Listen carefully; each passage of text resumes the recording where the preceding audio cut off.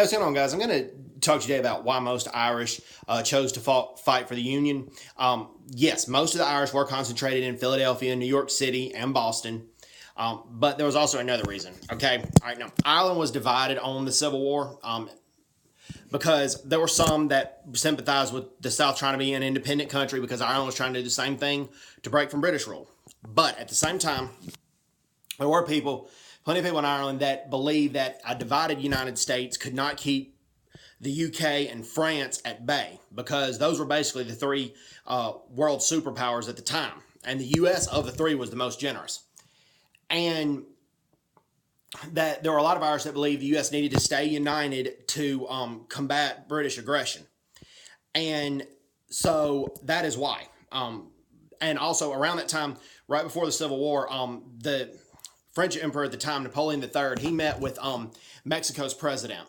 And they were working on trying to reclaim some of the land Mexico lost in the Mexican War, and there was going to be some issues, and particularly if the country had been divided.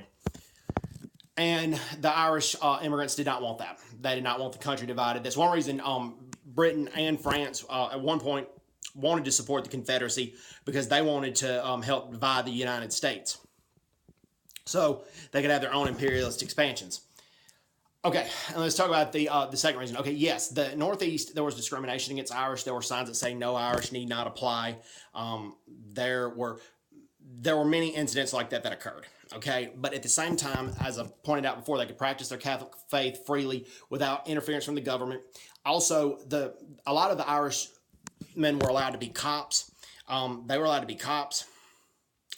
That was something that they were not allowed to do when Ireland was under British rule. And by about 1850, the New York City Police Department was 50% Irish. So that was another privilege they had. As I said, they got to vote and choose their leaders. They were able to vote and choose their leaders. They couldn't do that under British rule as well. And by and large, a lot of them were poor, but a lot of them were not starving, at least not to the degree that they were in Ireland with the potato famines. So they felt some loyalty and some appreciation to the United States for those privileges that were granted to them. Plus, a lot of Irish nationalist newspapers were published or were allowed to be set up and published in the United States. General Marr actually started one of the first ones in the Northeast. And a lot of Irish nationalist organizations were set up legally. And then also Irish could run for city politics. And a lot of the city councils and a lot of the local offices were occupied by Irishmen, particularly right before the Civil War. So they had an appreciation for the United States in that area. And then, as I pointed out, that a lot of Irish thought that the Union should let the Confederacy secede, but when the Confederacy fired on Fort Sumter, many Irish thought that they took it too far, that the Confederacy took it too far. They said, raise the stars and stripes. This was an act of aggression. We're not going to allow this. So that's why many Irish chose to fight for the Union, in addition to that being their home, or at the time, most Irish settled in the Northeast. So anyways, hope everybody's doing well. Take care. God bless, and bye-bye. Bye-bye.